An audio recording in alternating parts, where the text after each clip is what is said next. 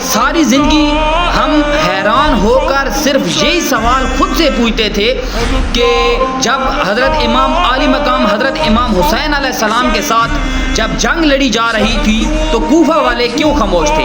تو اس بات کا جواب، اس سوال کا جواب ہمیں آج آ کر ملا ہے کہ جب فلسطین پر ظلم ہو رہا ہے اس وقت، تو ہمارے حکمران اور ہم خود خاموش ہو کر بیٹھے ہیں۔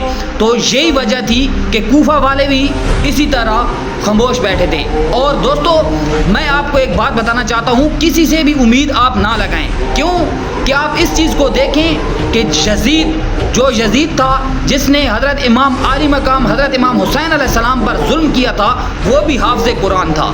اور آپ اب کی سچویشن جو ہے وہ آپ سب کے سامنے ہے کہ ہمارے آگے کون ہے۔